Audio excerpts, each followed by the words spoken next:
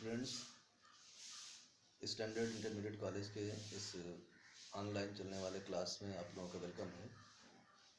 Class 10th का पहले lesson का एक पार्ट आप लोगों को मिल चुका है। आज उसके आगे का ये दूसरा पार्ट है। हम लोगों ने पढ़ा था कि युधिष्ठिर जो बहुत प्यासे थे और अपने भाइयों को उन्होंने पानी लेने के लिए भेजा था, लेकिन वो भाई उनके एक एक करके गए तो मगर वापस नहीं आए। वो बहुत परेशान थे। वो खुद भी निकले पानी की तलाश में और अपने भाइयों को देखने के लिए। एक तालाब के पास उन्होंने देखा भी था कि उनके भाई जो है वो ऐसी कंडीशन में मिले कि डेड थे, लंबे लंबे लेटे हुए थे। एक आवाज़ ने उनको वार्निंग भी दिया था, जो कहीं कोई शरीर नहीं दिख रहा था। युधिष्ठिर ने अंदाज़ा लगा लिया था क्या कुछ हुआ होगा, और उसके बाद फिर उन्होंने यही बेहतर समझा और यही उनको रास्ता भी दिखाई पड़ा कि इनको खुश करके, यक्ष को खुश करके और अपने भाइयों की ज़िंदगी को वापस लाया जा सकता है और पानी पीकर अपनी भी जान बचाई जा सकती है प्यास बुझाकर। तो उन्होंने कहा था उस आवाज़ से, उस साउंड से कि आप अपने क्वेश्चंस को पूछिए, हम आपके क्वेश्चन का आंसर देने की कोशिश करेंगे। तो इस तरह से बताया कि the vice put questions rapidly one after another. कल के हम लोगों की जो वीडियो थी उसमें लास्ट में यह था कि युधिष्ठिर ने कहा था कि प्लीज़ आस्क योर क्वेश्चंस, कि प्लीज़ आप अपने क्वेश्चंस को पूछिए। आज वही आगे बढ़ता है कि जब युधिष्ठिर ने कहा उनसे क्या पूछिए, तो the vice put questions rapidly one after another. जो वॉइस थी, जो आवाज़ थी, उसने बहुत तेज़ी के साथ, रैपिडली का मतलब होता है तेज़ गति से, बहुत तेज़ी के साथ एक के बाद एक क्वेश्चन पूछना शुरू किया। मौका नहीं दे रहा था कि बहुत ज़्यादा सोचना पड़े उनको, इसीलिए कहा रैपिडली, बहुत तेज़ी के साथ पूछ रहा था। पहला सवाल उसने पूछा कि what rescues man in danger. कहा ये बताइए, रेस्क्यू मीन्स होता है बचाना, सेव करना, कि कौन सी चीज़ है जो इंसान को ख़तरे में बचाती है। अगर इंसान ख़तरे में है तो वो क्या है जो उसको सेव करती है, जो उसको बचाती है। तो युधिष्ठिर ने, क्योंकि मौका नहीं मिल रहा है, बहुत रैपिडली सवाल पूछा जा रहा है, तो युधिष्ठिर ने फ़ौरन उसका उत्तर क्या दिया, जवाब दिया कि करेज। कहा वो कौन सी चीज़ है, साहस है, जो इंसान को ख़तरे में उसको बचाती है। ख़तरे में अगर कोई साथ देता है तो इंसान का अपना साहस, इंसान की अपनी हिम्मत। दूसरा सवाल पूछा कि by the study of which science does man become wise. कहा ये बताइए कि वो कौन सी साइंस है जिसको पढ़ने से, कौन सा विज्ञान है, कौन सा शास्त्र है जिसको पढ़ने से इंसान जो है वो बुद्धिमान हो जाता है, अक्लमंद बन जाता है, वाइज हो जाता है। तो युधिष्ठिर ने तुरंत उसका जवाब क्या दिया कि नॉट बाय स्टडिंग एनी शास्त्र। का कोई भी ऐसा शास्त्र, कोई भी ऐसा साइंस नहीं है जिसको पढ़ने से डज मैन बिकम वाइज, जिसको पढ़ने से इंसान वाइज बन जाए, अक्लमंद बन जाए। फिर कैसे बनेगा? तो उन्होंने बताया कि it is by association with the great in wisdom that he gets wisdom. उसने कहा संगत ऐसी चीज़ होती है। युधिष्ठिर ने जवाब दिया कि एसोसिएशन मतलब साथ, सोहबत, संगत। जो संगत है, अगर ग्रेट लोगों के, महान लोगों के, विजडम, बुद्धिमान लोगों के साथ में रहोगे तो उनकी संगत से तुम्हें वो बुद्धिमानी या विजडम मिल सकती है या ग्रेटनेस मिल सकती है। इसीलिए आदमी कहता भी है कि हमेशा संगत जो है वो अच्छी रखनी चाहिए। बुरी संगत रखोगे तो बुरा असर पड़ेगा, अच्छी संगत रखोगे तो अच्छा असर पड़ेगा। इसलिए युधिष्ठिर ने बताया कि किसी विज्ञान को पढ़ लेने से, किसी किताब को पढ़ लेने से, शास्त्रों को पढ़ लेने से इंसान अपने आप को सोचे कि हम महान बनते हैं या हम बहुत अक्लमंद बन सकते हैं, तो ऐसा नहीं है। सिर्फ अगर महान लोगों की, अक्लमंद लोगों की, बुद्धिमान लोगों की संगत में रहोगे तो उसका असर पड़ने से तुम्हारे अंदर ये चीज़ें आ सकती हैं। तो आगे फिर अगला सवाल पूछा यक्ष ने कि द यक्ष asked what is swifter than the wind. पूछा कि अच्छा ये बताइए कि कौन सी चीज़ है जो माइंड से भी ज़्यादा तेज़ है। स्विफ्टर का मतलब, स्विफ्ट माने तेज़, तो माइंड से भी ज़्यादा तेज़ कौन सी चीज़ है? तुरंत क्या जवाब, सॉरी, वाइंड से ज़्यादा पूछा कि वाइंड, हवा से ज़्यादा तेज़ क्या है? तो युधिष्ठिर ने जवाब दिया कि वाइंड से ज़्यादा, हवा से ज़्यादा तेज़ कौन सी चीज़ है? माइंड है। माइंड को एक जगह से दूसरी जगह पहुंचने में कुछ टाइम लगता होगा, लेकिन माइंड को टाइम नहीं लगता है। माइंड, तुम यहाँ बैठे हुए हो, 1000 किलोमीटर दूर की चीज़ को बस सिर्फ सोच लोगे, तुम्हारे दिमाग में पूरी फोटो, पूरा इमेजिनेशन आ जाएगी। तो इसलिए बताया क्या कि माइंड से ज़्यादा तेज़ अगर कोई दूसरी चीज़ है तो वो कौन सी चीज़ है? वो माइंड है।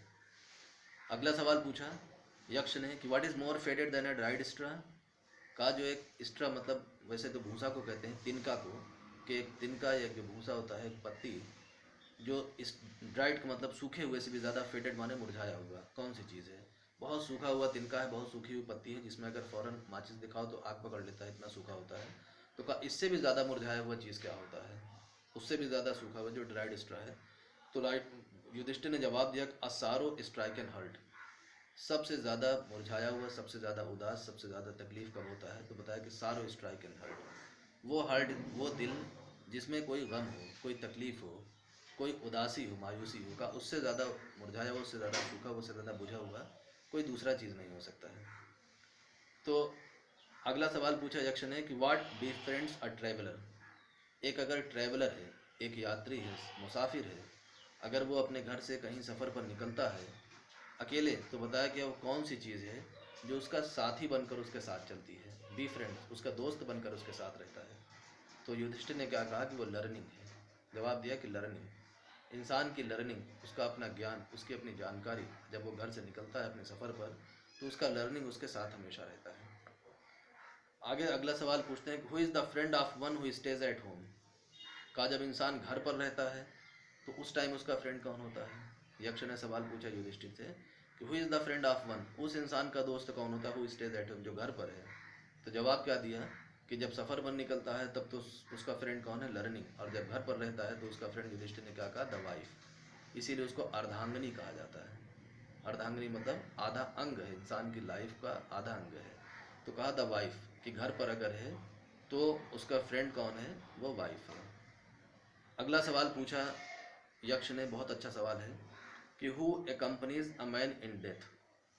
मरने के बाद जब इंसान मर जाता है तो एकम्पनी माने साथ देना, कौन उसका साथ देता है। बोले कि वो कौन है जो मरने के बाद इंसान का साथ देता है।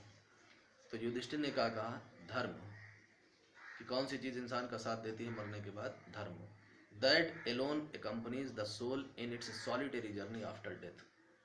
मरने के बाद इंसान की जो सोल, आत्मा है, वो अकेले, सॉलिटरी मतलब अकेले, तने तनहा, और जर्नी माना होता है यात्रा करना, सफ़र करना, वो अकेले यात्रा करती है। जब ये जो सोल आत्मा है कहाँ की यात्रा करती है, इस दुनिया से उस दुनिया में, जिसको परलोक कहते हो, इस लोक से परलोक में जब सफ़र करती है ये आत्मा, तो उसका साथ कौन जाता है, उसके साथ हम लोग तो नहीं देखते कुछ जाता हो, लेकिन उसका धर्म उसके साथ जाता है।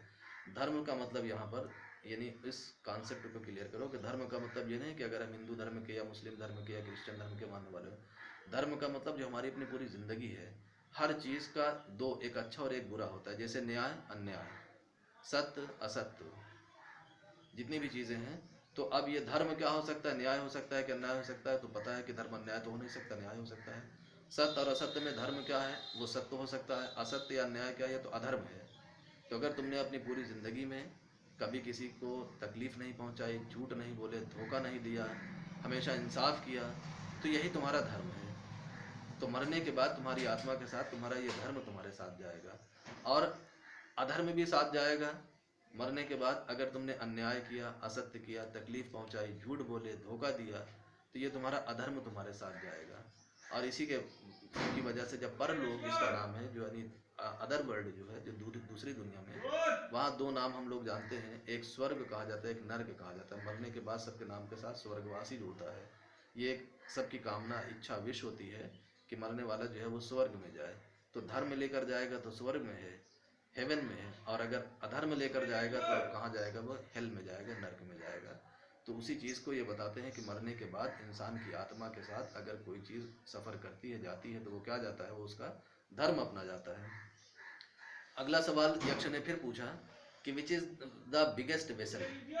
सबसे बड़ा, वेसल का मतलब तो वैसे जहाज़ होता है, बर्तन भी होता है जिसमें आदमी कुछ सामान रख सके, तो वेसल का मतलब जहाज़, शिप। कि सबसे बड़ा शिप कौन सा है, बिगेस्ट वेसल। आज वैसे सवाल कामन में पूछा जाए तो आदमी सोचेगा कि क्या होगा, टाइटेनिक होगा क्या, वो डूबा हुआ था, उसके बारे में बड़ी फिल्में बनी हुई हैं कि सबसे बड़ा वेसल कौन सा है। तो युधिष्ठिर से पूछा जा रहा है, युधिष्ठिर अपने माइंड के लिए मशहूर थे। तो उन्होंने जवाब क्या दिया कि द अर्थ, सबसे बड़ा वेसल क्या है, ये पृथ्वी है। ये पृथ्वी जो पानी में, यानी इसके एक हिस्से पर जो है वो दुनिया पूरी बसी हुई है, बाकी तमाम तो पानी ही पानी है, इसके नीचे भी पानी है। तो बताया क्या कि पानी में जो तैरने वाला ये जो एक ग्रह दिखाई देता है, द अर्थ, सबसे बड़ा वेसल यही है। वजह क्या है कि वेसल हमने बताया कि उस चीज़ को कहते हैं जिसमें आदमी कुछ सामान रख सके, बर्तन जैसे हो गया, पॉट हो गया। तो which contains all with in itself, क्योंकि ये इतना बड़ा जहाज़ है कि इसके अंदर सब कुछ है, सब कुछ है, पूरी दुनिया बसी हुई है। यानी इंसानों की आबादी है, बस्ती है, जंगल है, जानवर है, खेती बाड़ी इसी पे हो रही है। तो उसने कहा कि विच कंटेंट्स, जो अपने अंदर रखता है, सब कुछ रखता है, यही earth is the greatest vessel, यही सबसे बड़ा वेसल है। तो अगला यक्ष अगले क्वेश्चन पर पूछते हैं व्हाट इज़ हैप्पीनेस। ये सुख या जो खुशी होती है, खुशहाली, ये कैसे मिलती है इंसान की ज़िंदगी में, सुख, चैन, आराम, खुशहाली, ये कैसे आएगी। तो उन्होंने जवाब दिया युधिष्ठिर ने, happiness is the result of good conduct. बताया क्या कि अगर इंसान अपनी लाइफ में खुश रहना चाहता है तो उसको अपना अच्छा कंडक्ट बनाना होगा। गुड कंडक्ट मतलब अच्छा आचरण, अच्छा व्यवहार, अच्छा अखलाक, अगर तुम्हारा अखलाक, तुम्हारा व्यवहार, तुम्हारा आचरण अगर अच्छा है तो अपनी लाइफ में तुम क्या रहोगे, खुशहाल रहोगे। युधिष्ठिर ने बताया कि बस एक ही मंत्र, एक ही सूत्र है, और वो क्या है, गुड कंडक्ट। तो अगला सवाल यक्ष ने पूछा कि व्हाट इज दैट, कि वो कौन सी चीज़ है। By giving up which man becomes loved by all, कि जिसको अगर इंसान गिव अप माने छोड़ दे तो वो बिकम्स लव्ड बाय ऑल, तो वो हर किसी का चहेता बन जाएगा। बोले कि वो कौन सी चीज़ है कि जिसको छोड़ने से इंसान सबका चहेता बन जाएगा। तो युधिष्ठिर ने क्या कहा कि प्राइड, वो घमंड है। कि for if man gives up being proud, क्योंकि अगर इंसान बीइंग गिव अप मतलब छोड़ देता है, प्राउड नहीं घमंड को, अगर अपने घमंड को छोड़ देता है, किसी चीज़ पर उसको घमंड नहीं है, तो he will be loved by all, तो वो सबका प्यारा हो जाएगा, हर इंसान उसको पसंद करेगा। और घमंड होगा तो आदमी को पसंद नहीं, नापसंद होगा वो। तो बताया क्या कि अगर इंसान चाहता है कि वो सबका पसंदीदा बने, सबका प्यारा, सबका चहेता बने, तो उसको घमंड को छोड़ना पड़ेगा।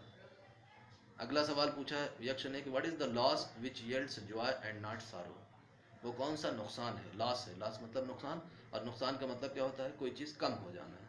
जब कम होती है तभी आदमी बोलता है कि नुकसान होना, तो लॉस का मतलब यहाँ हम लोग समझेंगे कम हो जाना। कि वो कौन सी चीज़ है जिसके कम होने से इंसान को जॉय मिलती है। जॉय मतलब खुशी, नॉट सारो, दुख नहीं होता। वैसे जनरली आदमी देखता है कि कोई चीज़ अगर कम होती है तो इंसान को तकलीफ होती है। कोई भी चीज़ कम होगी, अगर इंसान की कमाई कम हो गई, इंसान की हेल्थ कम हो गई, तो इंसान को तकलीफ होती है। लेकिन यहाँ यक्ष ने सवाल पूछा कि वो कौन सी चीज़ है जिसके कम होने पर इंसान को दुख या तकलीफ नहीं बल्कि उसको खुशी मिलती है, तो वो कौन सी चीज़ है। तो जवाब क्या दिया युधिष्ठिर ने कि एंगर, गुस्सा। अगर गुस्सा बढ़ेगा तो इंसान को क्या मिलेगा, सारो मिलेगा। अगर गुस्सा कम होगा तो इंसान की लाइफ में क्या आएगा, जॉय आएगा, खुशियाँ आएंगी, अगर गुस्सा कम होगा तो। If we give up being angry, आगे युधिष्ठिर बताते हैं कि अगर हम गुस्सा होना छोड़ दें तो we will no longer be subject to sorrow, तो फिर उसके बाद हम कभी जो है ये सारो, दुख या गम या तकलीफ का कभी शिकार नहीं होंगे, अगर हम गुस्सा करना छोड़ दें तो। अगला सवाल पूछा उनसे यक्ष ने कि what is that by giving up which man becomes rich, वो कौन सी चीज़ है जिसको अगर इंसान छोड़ दे, गिव अप माने बार बार आ रहा है बताया छोड़ना, कि जिसको छोड़ने से इंसान अमीर हो जाएगा, रिच बन जाएगा। वो कौन सी चीज़ है जिसको छोड़ने से आदमी अमीर बन जाएगा। तो युधिष्ठिर ने क्या बताया, डिज़ायर, इच्छा। अगर इंसान की इच्छा कभी नहीं मिटती है, हमेशा एक के बाद एक उसकी इच्छाएं पैदा होती रहती हैं, उसके अंदर डिज़ायर बनी रहती है, तो कभी उसको सेटिस्फैक्शन नहीं मिलेगा। और जिस दिन उसकी इच्छाएं, जिसकी डिज़ायर ख़त्म हो गई, उस दिन उसको सेटिस्फेक्शन मिल गया, कुछ हो या ना हो। ट्वेल्थ में एक पोएम है, उसमें पोइट ने बताया है, पोएम का नाम ही है कैरेक्टर ऑफ हैप्पी लाइफ। तो वहाँ उन्होंने हैप्पी लाइफ के कुछ फार्मूले बताए हैं, और उसके बाद लास्ट में कहा है and having nothing he at all, कि कुछ भी ना होने के बावजूद उसके पास सब कुछ होगा। तो कुछ भी ना होने के बावजूद मतलब बहुत पैसा ना हो, बड़ी दौलत, बड़ी प्रॉपर्टी हो या ना हो, लेकिन उसकी लाइफ में सेटिस्फेक्शन, सुकून, संतुष्टि होती है। और जब सुकून है, संतुष्टि है, सेटिस्फेक्शन है, तो उसके पास सब कुछ है। तो इसी चीज़ को युधिष्ठिर ने यहाँ बताया, एक्सप्लेन किया कि अगर ज़िंदगी में चाहते हो कि हाँ हम अमीर बने, तो अमीर बनने के लिए नहीं बहुत ज़्यादा पैसा हो, बहुत पैसा हो, सुकून ना हो, तो कौन सी अमीरी। तो सबसे बड़ी दौलत क्या होती है, वो है सेटिस्फेक्शन। तो उन्होंने बताया कि अगर इंसान डिज़ायर को छोड़ देगा, if man gives up being greedy, अगर इंसान छोड़ देता है, ग्रीडी माने लालची होना, अगर लालची होना छोड़ देता है, तो ही विल बिकम वेल्दी, तो वो अपने आप धनवान बन जाएगा, बहुत अमीर अपने आप में वो पाएगा खुद को। अगला सवाल पूछा कि what makes one a real ब्राह्मण, कौन सी चीज़ है जो इंसान को एक सच्चा ब्राह्मण बनाती है। तो ब्राह्मण का मतलब वो ब्राह्मण कास्ट नहीं कि वो दूबे चौबे त्रिवेदी चतुर्वेदी, तो ब्राह्मण का मतलब विद्वान, कि वो कौन सी चीज़ है जो इंसान को एक सच्चा विद्वान बनाती है। बोले क्या है, इज इट बर्थ, क्या जन्म से बनता है, जैसे आज समाज में जन्म से बना है कि चौबे का लड़का पैदा हुआ चौबे होगा, दूबे का लड़का पैदा हुआ दूबे हो गया। चाहे एक को यानी द्विवेदी है, चाहे वेद की शक्ल तक ना देखा हो, लेकिन द्विवेदी त्रिवेदी चतुर्वेदी है, शक्ल तक ना देखा हो, तो वो नहीं। बल्कि पूछा क्या कि यानी ब्राह्मण का मतलब जो विद्वान, कि इज इट बर्थ, कि क्या जन्म से होता है, गुड कंडक्ट या अच्छा आचरण उसको बनाता है, आर लर्निंग या ज्ञान से होता है, कि अगर ज्ञान को प्राप्त किया तब वो ब्राह्मण बनेगा, अच्छा आचरण होगा तब वो ब्राह्मण, रियल ब्राह्मण कहलाएगा, उसने नाम लिया रियल, और या जन्म से होता है। तो बोलता है कि आंसर डिसिजिवली, सोच के एकदम उत्तर दो निर्णायक रूप से, यानी तीनों ऑप्शन देने के बाद तीन ऑप्शन दिया कि इसमें सोच के बताओ कि एक इंसान सच्चा ब्राह्मण, रियल ब्राह्मण कैसे बन सकता है, अगर बहुत ज्ञानी होगा, या वो जन्म से ब्राह्मण के घर में पैदा होता है इसलिए, या अपने अच्छे आचरण से। तो जवाब क्या दिया युधिष्ठिर ने कि birth and earning do not make one a Brahmin. दो ऑप्शन को युधिष्ठिर ने फौरन बाहर कर दिया कि ना तो कोई इंसान जन्म से ब्राह्मण बनता है, न कोई इंसान ज्ञान से ब्राह्मण बनता है। चार नहीं, न जाने कितना, चार वेद तो छोड़ दो, न जाने कितना पढ़ डालो, बहुत ज्ञानी हो, अभी वो आगे आगे एक्सप्लेन करते हैं उसको, कि न तो ज्ञान से इंसान सच्चा ब्राह्मण रियल ब्राह्मण बनेगा, ना ही जन्म से बनता है। Good conduct alone does. अकेले अगर कोई चीज़ एक इंसान को रियल ब्राह्मण बना सकती है तो वो उसका अपना अच्छा आचरण है, गुड कंडक्ट है। How ever learned a person में बी। एक इंसान कितना भी ज़्यादा विद्वान हो जाए, वो बता भी रहे हैं कि एक इंसान कितना भी विद्वान बन जाए, he will not be a ब्राह्मण, लेकिन वो कभी ब्राह्मण नहीं कहलाएगा। कब नहीं कहलाएगा? Without giving up bad habits. अगर उसके अंदर कुछ बुरी आदतें हैं, बैड हैबिट्स हैं, हैबिट मीन्स आदत, और उन आदतों को, बुरी आदतों को वो छोड़ नहीं देता, जब तक वो अपनी बुरी आदतों को नहीं छोड़ देगा, चाहे जितना बड़ा विद्वान हो जाए, चाहे जितना वो ज्ञान प्राप्त कर ले, लेकिन वो रियल ब्राह्मण नहीं बन सकता है। Even though he may be learned in the four Vedas. Yudhishthira बोलते हैं कि चाहे वो चारों वेदों का माहिर क्यों ना हो जाए, ये हम नहीं बोल रहे हैं, ये युधिष्ठिर जवाब दे रहे हैं, यक्ष का आंसर दे रहे हैं कि चारों ब्राह्मण, चाहे उसको चारों वेदों का ज्ञान क्यों ना हो जाए, लेकिन अगर उसके अंदर बैड हैबिट्स है, झूठ बोलता है, अन्याय करता है, हर जगह सारे मामले में उसके सब गलत है, अत्याचार करता है, इसके बाद भी उसको चारों वेद का ज्ञान है, तो अपने आप को समझेगा हम रियल ब्राह्मण है। तो ऐसा नहीं है। युधिष्ठिर क्या कहते हैं कि वो रियल ब्राह्मण हो ही नहीं सकता है। बताया क्या? A man of bad conduct, एक बुरे आचरण वाला, एक बुरे व्यवहार वाला इंसान, फॉल्स टू लोअर क्लास, वो निचली क्लास में यानी निचले वर्ग में गिर जाता है, वो यानी नीच बन जाता है वो, और लोगों की निगाह में वो गिर जाता है अगर उसके अंदर उसका बैड कंडक्ट है, बैड हैबिट्स उसके पास है तो अगला सवाल पूछा उन्होंने कि what is the greatest wonder in the world. बहुत अच्छा क्वेश्चन है ये। युधिष्ठिर का आंसर भी उतना ही अच्छा, और यक्ष का तो क्वेश्चन अच्छा ही है, बहुत मतलब इंस्पायर करने वाला, बड़ी एक जानकारी देने वाला। तो कहा what is the greatest wonder in the world. बोले कि ये बताइए कि दुनिया में सबसे बड़ा अजूबा क्या है, सबसे आश्चर्य करने वाली बात कौन सी है। जैसे हम लोगों से पूछा जाता है तो आदमी सोच रहे हैं कि हाँ दुनिया में 7 वंडर्स हैं, वो हैंगिंग वॉल्स और ये वो दुनिया भर की सारी चीज़ें क्या क्या है, तो चीन की दीवार है, हैंगिंग टावर है, ताजमहल है। तो ये नहीं बोले कि युधिष्ठिर से कि बताओ कि सबसे बड़ा वंडर आपके लिए, सबसे बड़े आश्चर्य की, ताज्जुब की बात, हैरानी की बात है क्या, कौन सी चीज़ है जिसको देखकर आप एकदम सरप्राइज हो जाते हैं। तो युधिष्ठिर ने बताया कि हम ये देखकर हैरान हो जाते हैं कि every day many creatures depart to Yama's kingdom.